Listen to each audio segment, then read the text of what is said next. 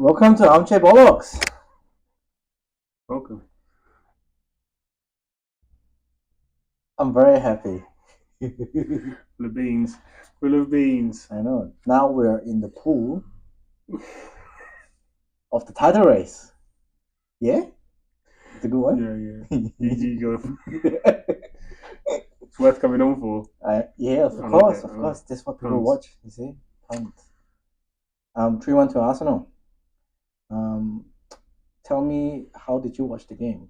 Walking the dog that I then missed because I had to put my phone on my pocket briefly and I skipped to the very end. So it was 1-0 and then 3-1.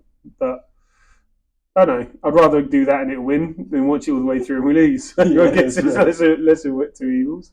So then I flicked through to I did my own homemade highlights. Okay. It was good. It was good. I think it was a very good game from Arsenal side. Mm-hmm. Yeah, like I can't say we dominate the game, but we limited Liverpool's attacking. And they've been on fire. They have been on fire, and the way we played, the way we stopped them, and I think overall they only had one shot on target, and that's not the goal. No. Yeah. So it says a lot of maybe tactically we had Jorginho and Declan Rice as a double pivot. Yeah. That may have, I don't know, strengthened the midfield. But he's just, Declan Rice is everywhere. He's everywhere, yes. He's like white on rice. White on rice? As in Ben White. Yeah, white as well, between the two of them. But yeah, he's just all over him. But Jorginho got man of the match. Yeah, he was pinging some balls. Yeah, pinging left, right, centre. When I started watching, because he hadn't really, his name wasn't mentioned, I reckon, in 15 minutes. He didn't really do much. I don't know, I just didn't hear him. And then I was like, oh shit, because I missed the lead up. I just went straight to the game. Even though he had no assists or anything, but he had interceptions, passes, like really. It's probably his best game for us. Yes, I think he's such a valuable player. Especially Partey is still injured again. Yeah. So. Well, it just gives you that flexibility. You lose a striker and you put Havertz there as his Havertz, whatever you say his name, false nine. Then you can put Jorginho in, and then you. Yeah, I think it was quite smart as well. He was actually playing not a striker but false nine. Mm-hmm. He actually dropped into the midfield. Yeah. So it was four midfielders. Those runs. Well, from the goal, it was that kind of deep run that kind of started tearing them apart. That's right, because which was what they were talking about actually during the commentary, and it literally happened. Yes. Like a minute later. Yes. Yeah. So but yeah, do you think Arsenal is still third favorite to win the league? Only because they have Salah to come back. They have Nunez isn't fully fit. You have Endo coming back. Endo and Szoboszlai. So they got some players to come back. So it's definitely not over. You're in the mix, aren't you? Yeah. City still have to win 2 to get to the 49, which they've got 2 games in hand and can get there. But again, it's still three horses. Yeah. I think that is kept it. I would have said definitely if we'd have lost or drawn. Even a draw would have taken us another step back. That's right. That was all we had. Game to win. So it's more almost like Arsenal was desperate to win. Yeah. But the way we played, we weren't desperate. No, we were very controlled. Precise. But Liverpool was sloppy. Yeah, they were pretty bad. The 2 keeper errors. Well, 1 error. You're talking about ours or his. Well, it's just Alisson.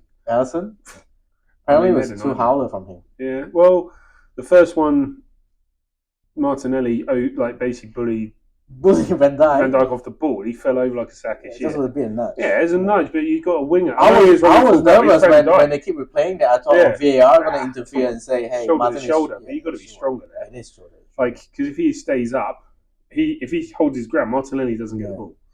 Well, whether he gets hit by Alisson or not, he's And if you look at XG for that moment, like Van Dijk and Alisson should have controlled the situation. Same as us in the first half. Oh, don't mention that. That was the keeper's ball. That should have been right. That was right. It was when you look at. I guess actually in real time, it's a difficult one because it's 50-50. But Raya's almost there anyway when the ball. So if he'd have actually made a bit of a quicker decision, he'd have been there. Yeah, but he did not make the quick decision. No. Saliba actually made the move of holding up the opponent. Yeah. So probably miscom, right? A bit of miscom. Yeah. But But there you go. And again, it's still lucky from then on. Yeah. And again, if it hadn't gone in, that would have been a penalty. Mm. It hit the hand. Yeah. Overall, and then the second one. Yeah, second one. For Ellison, do you reckon that's a keeper howler? Slight same deflection. As last week. Was it last week that we scored the same? Yeah, scored near post. Yeah. And they called it keeper out. Yeah, Turner's yeah. near post. Yeah. I feel bad for it. Like, what can you do? You can't stand with your legs together. No, you can't. And we had this when we watched it again. When you watch, Van Dijk's deflection actually puts it through his legs. I think he was in position. Would have save it. You're never going to save something that quick. Yeah. Like, you're ready, set, and then that happens within a split second. I'm actually surprised that Trossard tried to score, because I would thought I would have done that. You would have not that I have any idea how to play football, but I would have just nailed it. I'm not really. I'd have got it on the left. I would have hit it on the left and hit it across. Cut back. I would have aimed for that far post, so to get a deflection and someone comes in. That's right. Just to play the lottery draw. Yeah. The ball pings around, you might get lucky, but he took his shot, got it through between the legs and scored. And but we definitely needed this win, 100%. Oh yeah. That it keeps everything alive, keeps everything kind of good on point. Who's next? It's a good bit of research done, isn't it? Yeah. Brentford? I do not know. Is it Brentford? Ivan Toney back in the goals. Brentford. Yeah. But Brentford had to play City first tomorrow. Oof. That'll be a good game. Yeah. I think it's going to be an open game. Brentford is scoring and letting them in. So it'll be quite fun to watch. Yeah. No one's done us any favour. We had to do our own favours. No one helped us out over the last week or two. Everyone fell apart, really, didn't they? We needed some favours here and there, and everyone just kind of shit the bed. So we had to beat Liverpool, and we're going to have to. Chelsea fell apart against Liverpool. Fell apart against Wolves worse. Yes, that's worse. Wow. Is he getting the sack? Pochettino? I mean, it feels like they're in a relegation battle. Sorry, Spurs fans.